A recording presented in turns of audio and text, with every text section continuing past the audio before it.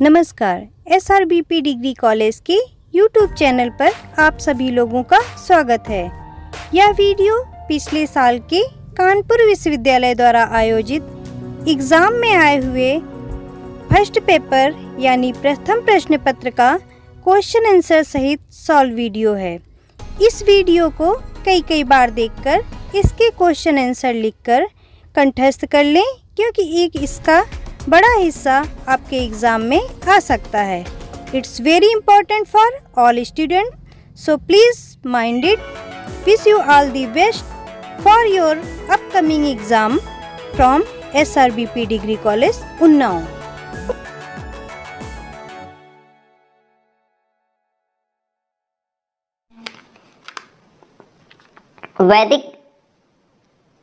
वैदिक कालीन शिक्षा की अवधि क्या है? तो वैदिक कालीन शिक्षा की अवधि क्या है? ऑप्शन नंबर यहाँ पे आपका बी सही हो जाएगा। 2500 ईसा पूर्व से 500 ईसा पूर्व तक। वैदिक काल में शिक्षा का माध्यम क्या था? तो वैदिक काल में शिक्षा का माध्यम आपका संस्कृत था। ऑप्शन बी आपका सही हो जाएगा। उपनयन संस्कार किससे संबंधित है? तो उपनयन संस्कार आपका गुरुकुल में प्रवेश के समय से संबंधित है। उपनयन संस्कार गुरुकुल में प्रवेश के समय। देखिए यहाँ से आपको 2, 4, 6 कई बार ज़्यादा से ज़्यादा क्वेश्चंस मैच कर जाते हैं। 10-15 क्वेश्चन भी मिल सकते हैं, इसलिए इस प्रीवियस ईयर को ठीक से पढ़ लीजिएगा। वैदिक काल शिक्षा का मुख्य उद्देश्य क्या था? तो वैदिक काल शिक्षा का मुख्य उद्देश्य था आध्यात्मिक विकास। ऑप्शन सी आपका सही हो गया। वैदिक कालीन शिक्षा का पाठ्यक्रम क्या था? वैदिक कालीन शिक्षा का पाठ्यक्रम था परा एवं अपरा विद्या दोनों। परा एवं अपरा विद्या दोनों। प्राचीन शिक्षा का केंद्र तक्षशिला कहाँ है? तो ये आपका कहाँ है? पाकिस्तान में है। ऑप्शन बी आपका सही हो गया। वैदिक काल में समावर्तन उपदेश कब दिया जाता था? तो ये आपका विद्या की समाप्ति पर दिया जाता था। वैदिक काल में समावर्तन उपदेश विद्या की समाप्ति पर दिया जाता था। बौद्धकालीन शिक्षा की अवधि क्या थी? तो इसकी अवधि क्या थी? 500 ईसा पूर्व से लेकर के 1200 ईसा पूर्व तक। ऑप्शन ए सही हो गया। बौद्ध काल में शिक्षा का माध्यम क्या था? तो ये आपका क्या था? पाली। बौद्ध काल में शिक्षा का माध्यम पाली था। नेक्स्ट क्वेश्चन आपके सामने है, प्रव्रज्या संस्कार किससे संबंधित था?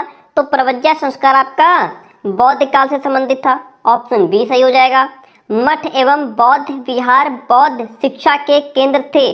कौन सी शिक्षा के केंद्र थे? ये आपके प्राथमिक एवं उच्च शिक्षा के केंद्र थे। ऑप्शन सी सही हो जाएगा। यहाँ पे ऑप्शन आपका बी सही है। बौद्ध कला के विद्यार्थी को किस नाम से जाना जाता था? तो इसको आप जो है सामनेर के नाम से जाना जाता था। किस नाम से? सामनेर के नाम से। बौद्ध कालीन शिक्षा का मुख्य उद्देश्य क्या था? इसका मुख्य उद्देश्य निर्वाण प्राप्त करना था। क्या था? निर्वाण प्राप्त करना। नालंदा विश्वविद्यालय की स्थापना किसने की थी? ये आपके कौन थे? कुमार गुप्त थे। नालंदा विश्वविद्यालय की स्थापना करने वाले कौन थे? कुमार गुप्त थे। मध्यकालीन शिक्षा की अवधि क्या थी? तो ये आपकी क्या थी? 1200 ईसा पूर्व से लेकर के 1700 ईसा पूर्व तक। मकतब और मदरसा मध्यकालीन शिक्षा के केंद्र थे। कौन सी शिक्षा के केंद्र थे? ये आपकी प्राथमिक एवं उच्च शिक्षा के केंद्र थे। मध्यकालीन शिक्षा में शिक्षक को किस नाम से जाना जाता था?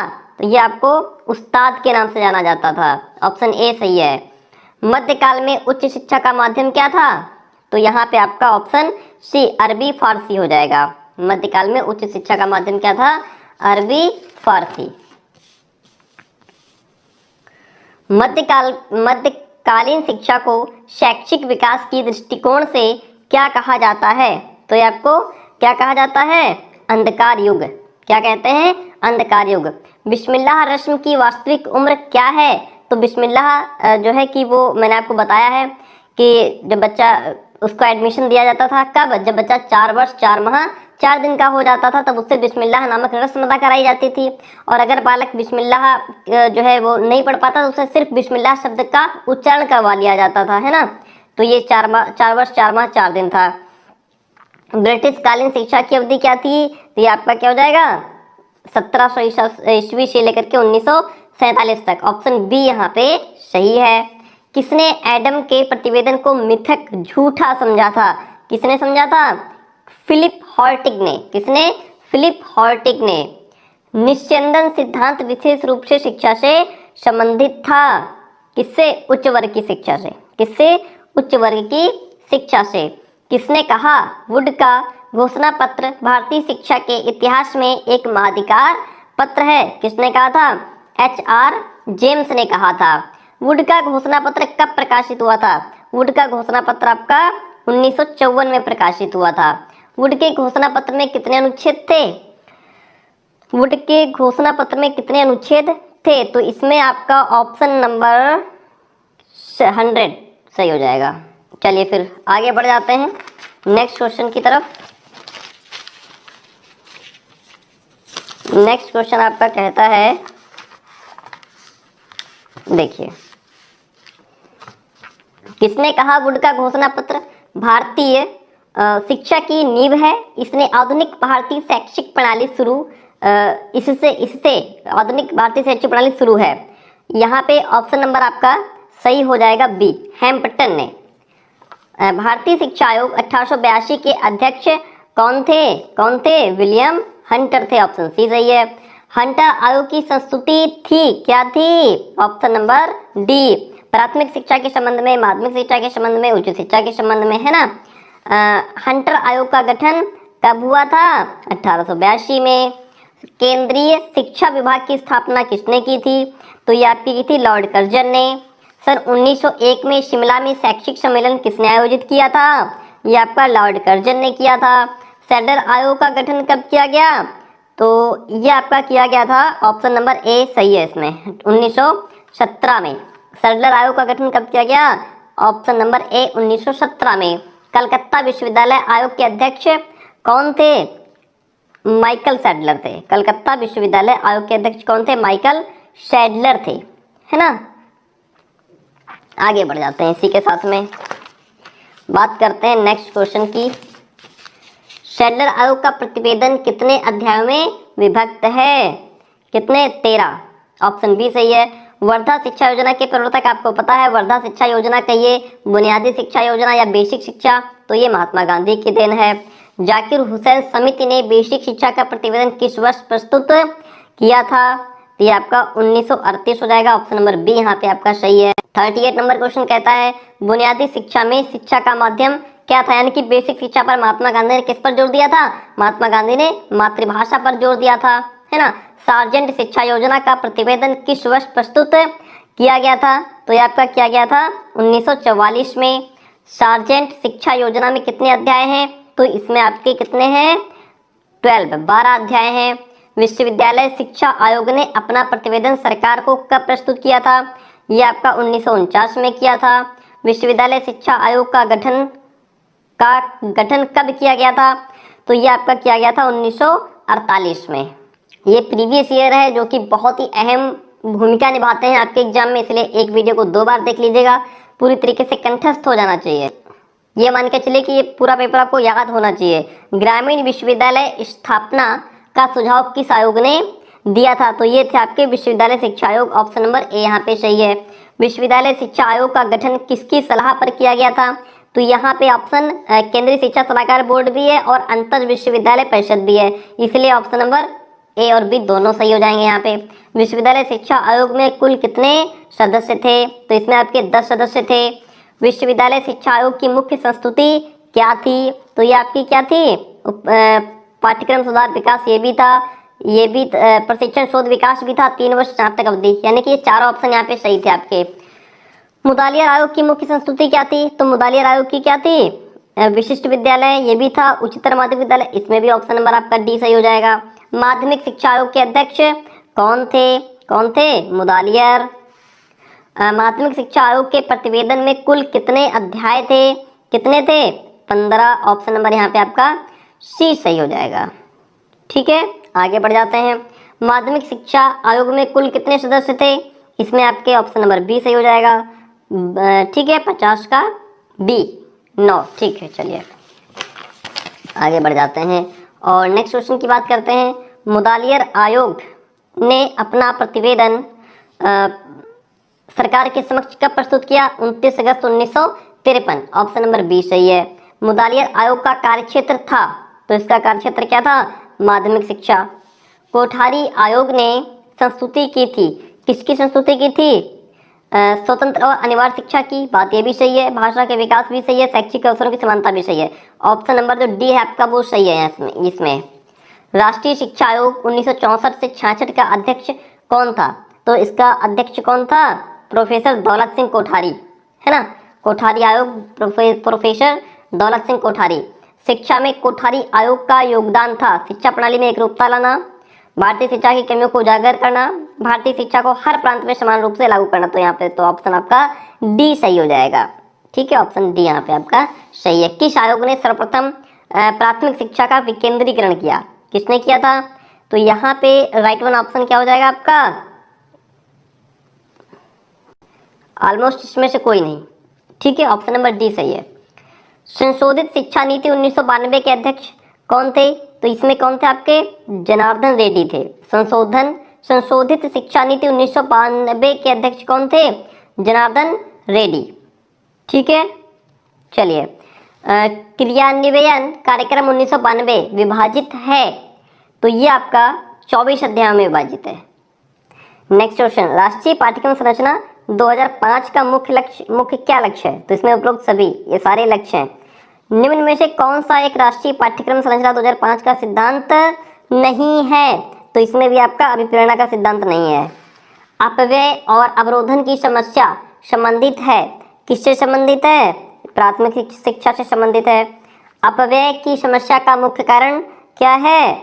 उपरोक्त सभी। सक्षम शिक्षकों की कमी भी है, रोटी मक्खन की आवश्यकता, दरिद्रता, उपरोक्त सभी हो जाएगा। कौन सा पूर्व प्राथमिक विद्यालय इसमें से नहीं है? तो जूनियर हाई स्कूल पूर्व प्राथमिक विद्यालय नहीं है। माध्यमिक विद्यालय शिक्षा के लिए क्या बुनियादी कार्यक्रम उठाए गए थे? इसमें उपरोक्त सभी हो जाएगा। किसने कहा माध्यमिक शिक्षा हमारे शिक्षा की सबसे कमजोर कड़ी है? ये बात कहने वाले कौन थे? राधा कृष्णन थे। उच्च शिक्षण संस्थाओं में राष्ट्रीय सेवा योजना की शुरुआत कब की गई थी? तो ये आपकी 1969 में की गई थी। देखिए आगे बढ़ते हैं। और उच्च शिक्षा का मुख्य कार्य क्या है? उच्च शिक्षा का मुख्य कार्य क्या है? तो ये है आपका उपरोक्त सभी। गुणवत्ता में सुधार के लिए शिक्षक शिक्षा के लिए आवश्यक है। 4 ऑप्शन आपके सामने, इसमें से राइट वन क्या हो जाएगा? उपरोक्त सभी हो जाएगा। National curriculum framework for quality teacher education किस वर्ष प्रकाशित हुई थी? तो ये आपके प्रकाशित होने का इसका वर्ष 2009 था। राष्ट्रीय प्रौढ़ शिक्षा परिषद की स्थापना कब हुई? तो इसकी स्थापना आपकी 1969 में हुई थी। ऑप्शन नंबर यहाँ पे 70 का बी सही है आपका। ठीक है। राष्ट्रीय साक्षरता मिशन की शुरुआत कब हुई? तो इसकी शुरुआत आपकी कब हुई थी? 1988 में हुई थी। सी सही हो जाएगा। राष्ट्रीय मुक्त विद्यालय शिक्षा संस्था की स्थापना कब हुई? तो इसकी स्थापना 1990 में हुई थी। राष्ट्रीय मुक्त विद्यालय शिक्षा संस्था की स्थापना 1990 में हुई थी। इंदिरा गांधी राष्ट्रीय मुक्त विश्वविद्यालय की स्थापना कब हुई? तो इसकी स्थापना आपकी हुई थी 1985 में। अखिल भारतीय तकनीकी शिक्षा परिषद की स्थापना कब हुई? तो इसकी स्थापना 1945 में हुई थी। SCERT का कार्यालय उत्तर प्रदेश में कहाँ है? तो ये आपका कहाँ है? लखनऊ में है ना। 75 क्वेश्चंस हो गए हैं, 75 हो गए हैं, 25 बचे हैं। बात करते हैं क्वेश्चन नंबर 76। देखिए NCERT का कार्यालय कहाँ है? तो ये आपको सबको पता होगा, नई दिल्ली में है। NAAC के मुख्य कार्य क्या है? गुणवत्ता से संबंधित अनुसंधान, अध्ययन, परामर्श, प्रशिक्षण कार्यक्रम। तो ऑप्शन नंबर सी आपका सही हो जाएगा।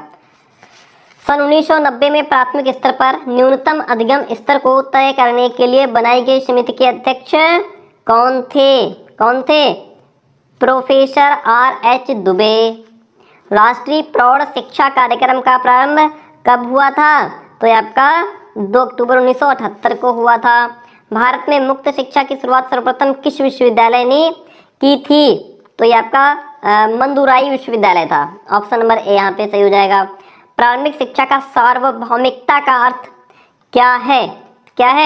6 वर्ष से, ऑप्शन नंबर डी सही है, 6 वर्ष से 14 आयु वर्ग के लिए स्वतंत्र और अनिवार्य शिक्षा प्रदान करने के लिए सार्वभौमिकरण के मार्ग में मुख्य बाधा क्या है? चलिए, सार्वभौमिकरण के मार्ग में मुख्य बाधा क्या है? तो यहाँ पे राइट वन ऑप्शन क्या हो जाएगा आपका? उपरोक्त सभी हो जाएगा। प्राथमिक शिक्षा की सार्वभौमिकता की अवस्था है, क्या है? तो यहाँ पे क्वेश्चन नंबर आपका 83, इसका राइट आंसर उपरोक्त सभी हो जाएगा। इसके बाद हम पेपर सेकंड, थर्ड, फोर्थ भी करा देंगे। सार्वभौमिकरण शिक्षा के अभिकरण हैं, एजेंसीज हैं, तो कौन है? राष्ट्रीय शैक्षिक अनुसंधान प्रशिक्षण परिषद है, राज्य शैक्षिक अनुसंधान एवं प्रशिक्षण परिषद है, जिला शिक्षा प्रशिक्षण संस्थान है। मुझे तो यहाँ पे आपका जो ऑप्शन नंबर डी है यही सही हो जाएगा।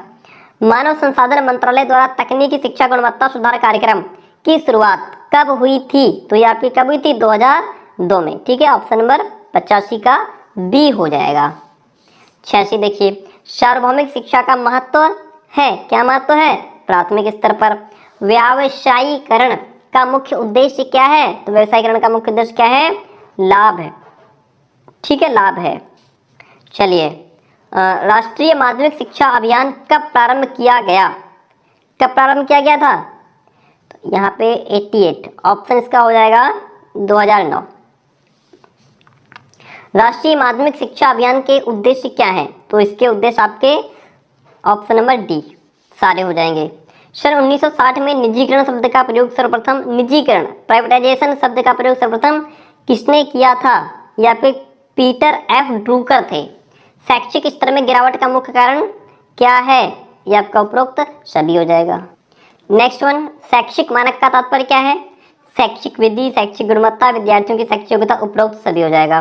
कोठारी आयोग के अनुसार शैक्षिक मानक के निर्धारण के आधार हैं, तो इसमें भी आपका ऑप्शन नंबर डी हो जाएगा, है ना।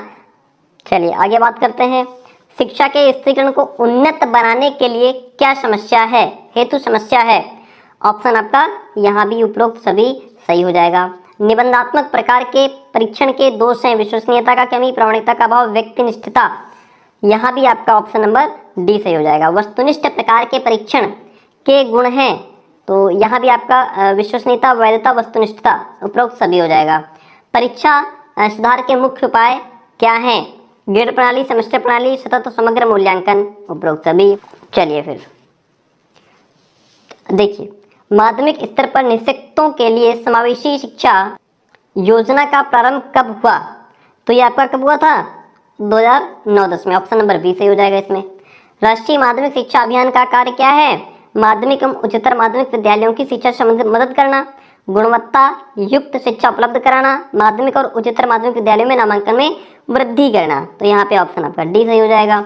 निजीकरण, निजीकरण के क्या लाभ हैं? सेवा की गुणवत्ता में सुधार, दक्षता, नवाचार बढ़ाना, रखरखाव, ये ऑप्शन नंबर डी सही हो जाएगा। ठीक है, तो अगर किसी क्वेश्चन में डाउट है तो कमेंट बॉक्स में छोड़ दीजिएगा। हम